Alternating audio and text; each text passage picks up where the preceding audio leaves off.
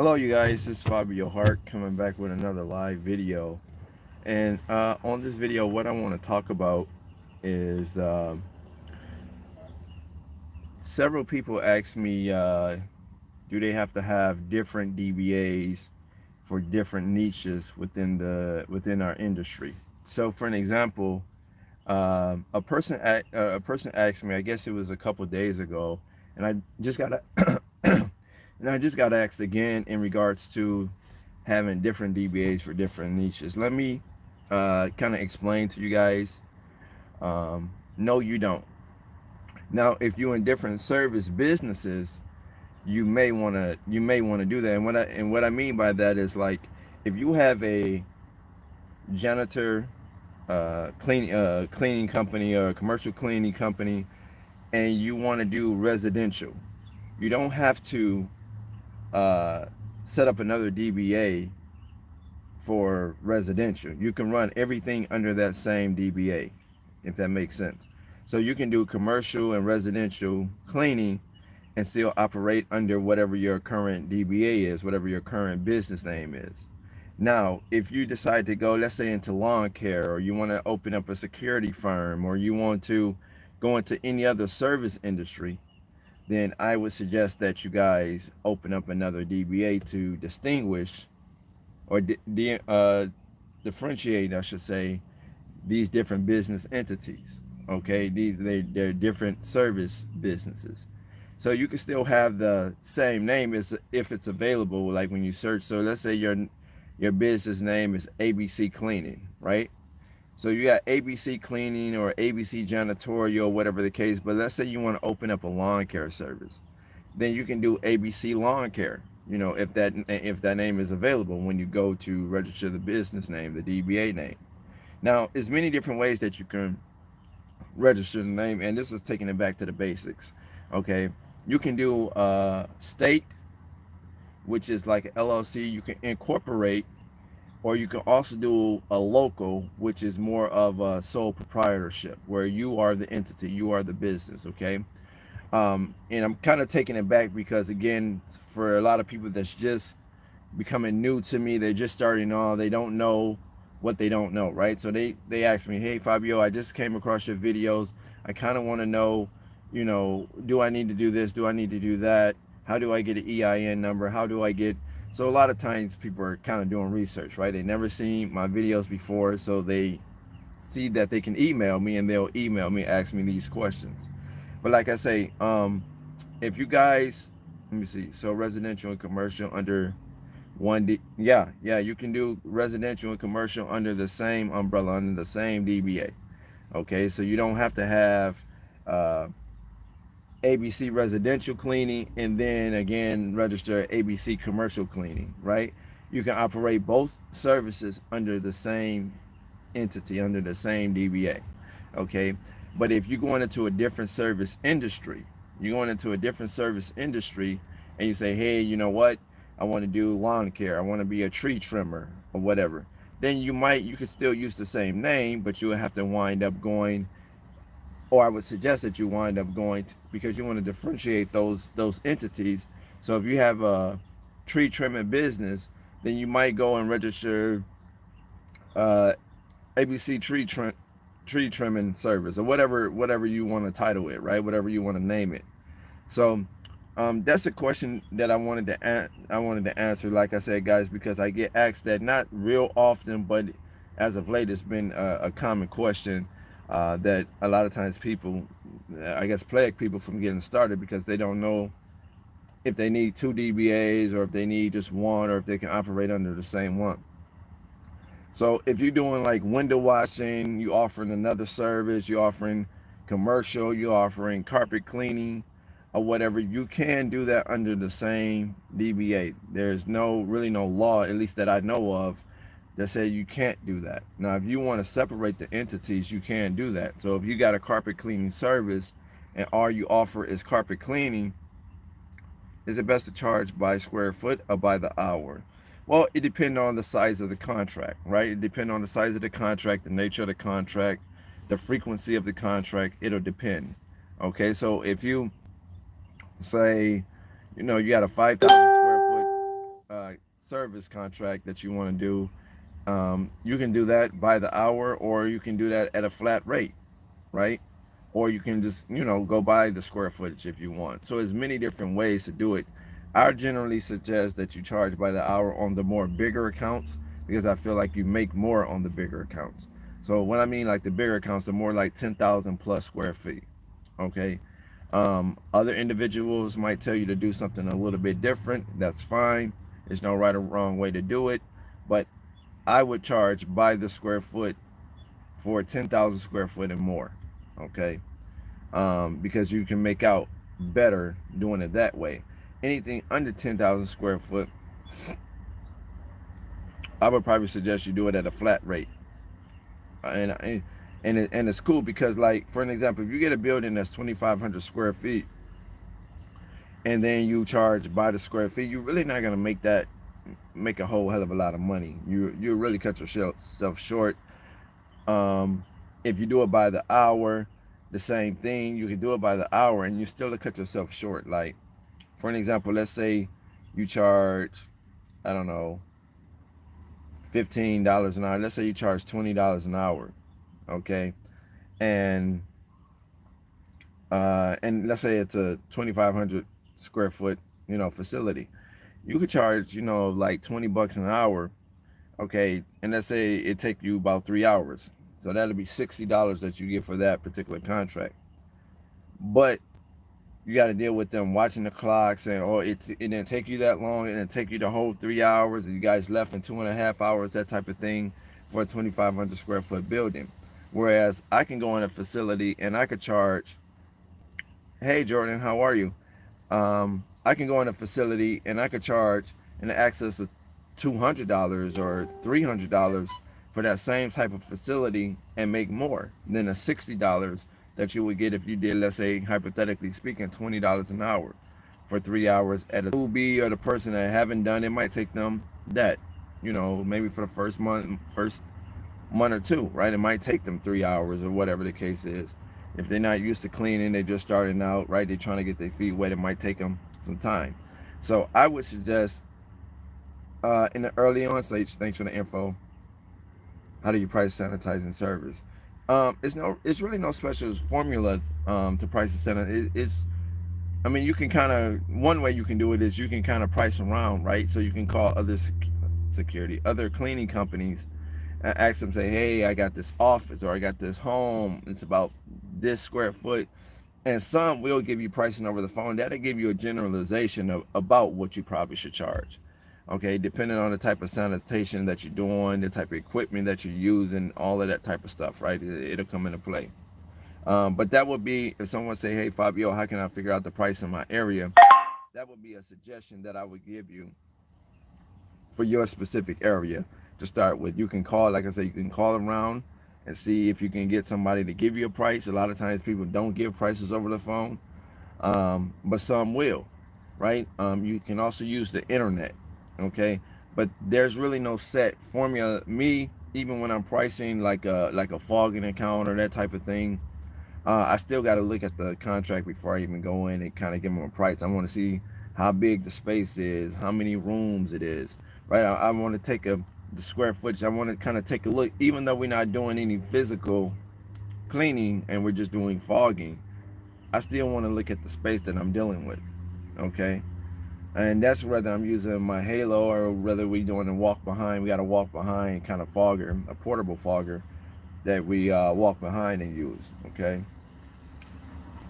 I just got a backpack fogger. It just came in the mail. So excited. Congratulations, Jordan. Congratulations. Right? So, again, guys, so for you guys that's getting confused, like if you're doing power washing, if you're doing window cleaning, if you're doing commercial, if you're doing residential cleaning, whatever the case is, you can operate all of those service businesses under one DBA. You don't have to have multiple DBAs. So I just wanted to make sure I get that answer because, like I said, I have received a few emails where people ask me, "Hey, Fabio, excuse me, do I need multiple DBAs for, let's say, power washing, or do I need a DBA for commercial and residential?" No, you can do everything under the same DBA. The only way I would say do something different is if you enter a whole nother niche, like within the service industry. So if you're doing residential cleaning, commercial cleaning, window washing, excuse me guys, I got a hose in my mouth, and then you decide to do lawn care, then I would suggest that you set up a whole DBA for just your lawn care business. Or if you have a tree trimming business or whatever service, a security business, or a hair salon service business, or whatever the case is, obviously I would suggest that you start up a whole nother DBA and not trying to run all of these operations under one DBA. Okay, let me see here, guys. Subcontractors, is it okay to find them on Yelp? Yeah, yeah. I mean, if you can find a good subcontractor on Yelp or anywhere you can find a good subcontractor. Hey, Kelsey, how are you? Anywhere you can find a good subcontractor, yeah. I mean, as long as they agree to your terms or you guys can work out the logistics of the contract or the term that you're gonna have them subcontractor under, yeah, a subcontractor is good anywhere. Sometimes subcontractors have their own paperwork too, so sometimes they'll say, hey, I want you to sign this, or we're going to use my paperwork, or this is what I want, this is what we do. You can overlook their paperwork, and if it sounds good, sign it. If it's good. If not, then you can give them your paperwork and kind of match it in between there, or come up with a neutral, deal that works for the both of you. I struggle to find. Let me see. You struggle to find business to disinfect for free. Wow. Um, what I would probably tell you to do, Kelsey, is put together like a campaign online, and start with the resident. Sorry, you can disinfect residential homes too, but you could put a campaign together, or get you a Google AdSense account, put that together, and just put like a little campaign together for free disinfecting. You can also put a flyer together, distribute them throughout, your town and little businesses. Go door to door with them. Even in the with the whole COVID thing. Yes, I want to do it for free to make the content, to make contact with my photographer. Okay, yeah, you can. Yeah, you can definitely do that. You can definitely do that. It's easy to do. You go in, you do, some of the businesses, I don't know about Florida, but some of the businesses are starting to open back up. You can go in, you could try, law firms. Some law firms are still open. You can try churches. Churches, well, I don't know if churches is open because of the pandemic, but it doesn't hurt to go in there and try to at least fog it. If you sell it right, you can say, hey, I know church is down, but what we can do is go ahead and fog your entire church and yada yada yada, and we can do it for free. We're doing a fogging and disinfectant free disinfectant, so we would love to do this. So when your church open back up and you guys become, become busy again, you at least have that out the way. That's a method that I use with the flyer. And like I said, you go just from business to business.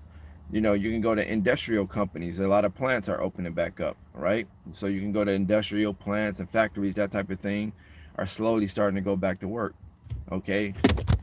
Same thing with homes. My bad, guys. The phone was about to fall. Same thing with homes. Okay, you do the same thing. You go to the homes, you give them, you say, we're doing free disinfectant, free fogging for homes under whatever square footage you want, or in whatever neighborhood we expanding into this area. You just go door knocking. Somebody's going to tell you yes.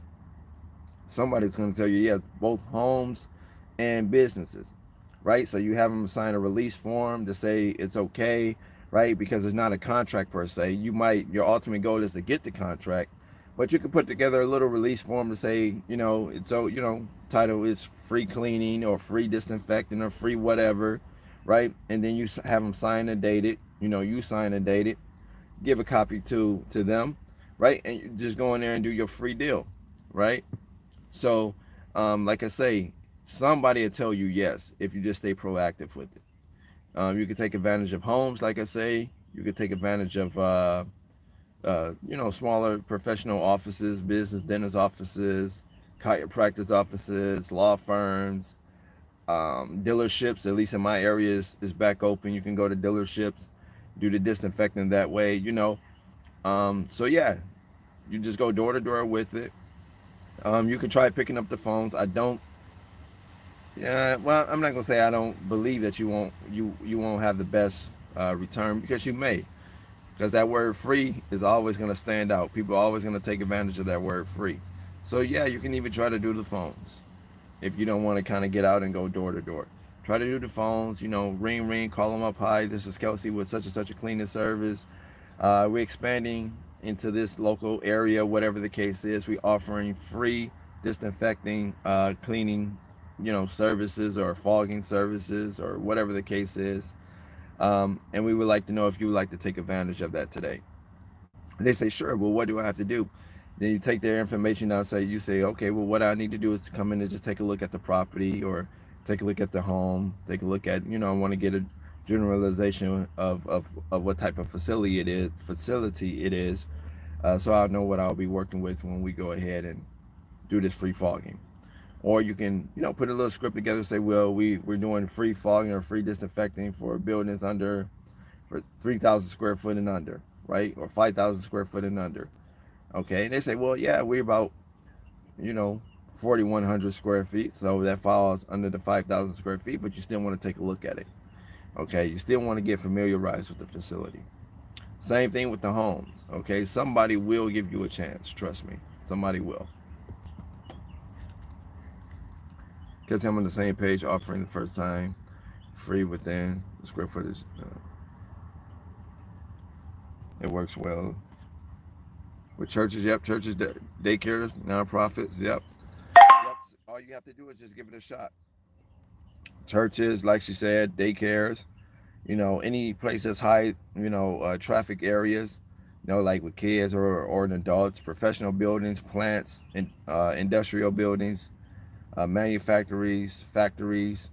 Uh, uh, um, well, I should say, yeah, plants and manufacturers. All sorts of factories. Just walk in there. Let them know what you offer them, what it is you can do. You're not gonna charge them. You say you give them like a little waiver, like a little sign-off waiver, that shows that you're going to do it really for free. You're not going to charge them. Sure, they're going to sign off on it, right? Because it's documentation to show that you don't have it. You're not bait and switch. You're not going to send them an invoice. You're going to really do it for free. And you go in there, show up and show out. Be on your best professional behavior, though, right?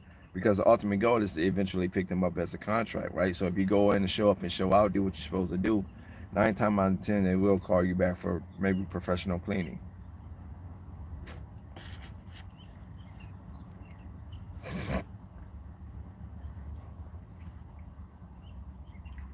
You see, Anton, hopefully I answered your question. Jordan, hey, Jordan, how are you? Churchill, what's up?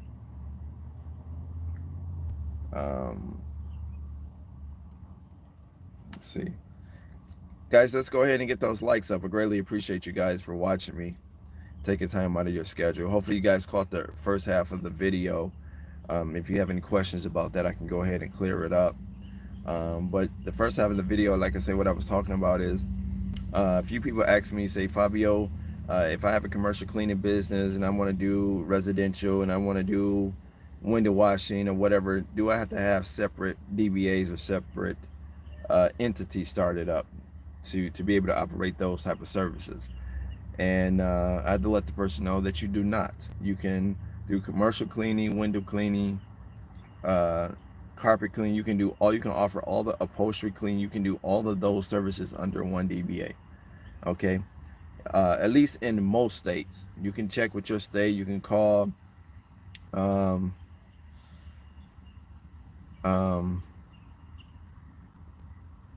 like your LLC office, the governmental office, and ask them, is it okay? But for most states, for the most part, you can do that. You don't have to have separate DBAs. Okay, you can go ahead and operate your cleaning business, residential, commercial cleaning, window washing, that type of thing under one DBA. Now, if you decide to span out and go to, let's say, lawn care service, then you might want to have a different DBA name. Or if you're going to use the same DBA, you want to register that under lawn care, because that's a whole nother, it's still a service business, but it's a whole nother industry, so to speak, right? It's not commercial cleaning.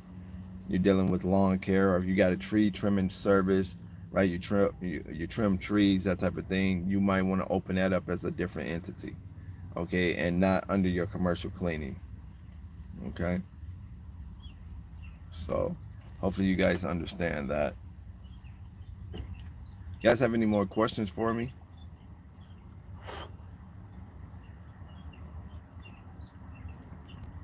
Any more questions for me?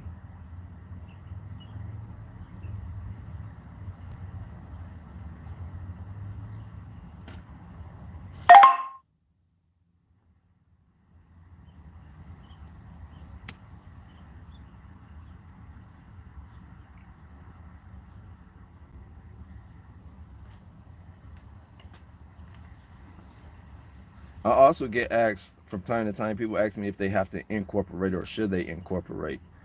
And I don't think you should probably do that right off the bat.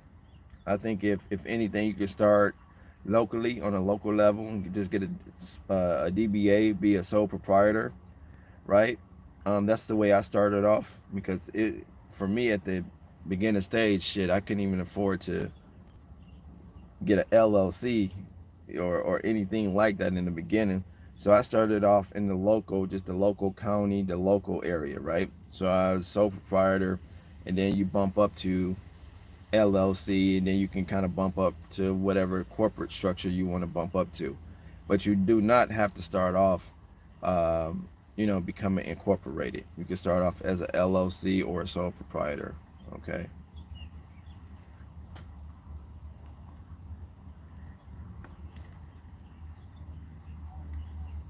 Guys, got any more questions for me?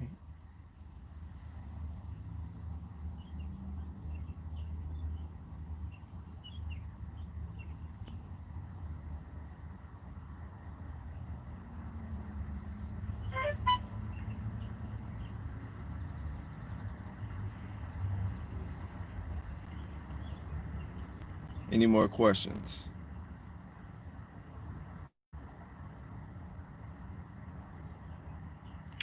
All right, guys. Well, that go ahead and wrap it up. This wasn't meant to be an entire long, live, but I did want to go ahead and address that because I did get a few emails about it. So that'll go ahead and wrap it up. If you guys have any further questions, comments, or concerns, you can always leave it right here on the video, or you can email me at hollywoodjanitorialserve@gmail.com. Hollywood Janitorial serve is SERV @gmail.com. The only person that could ever stop you from starting up your own dreams and making it to the top is you. Take care.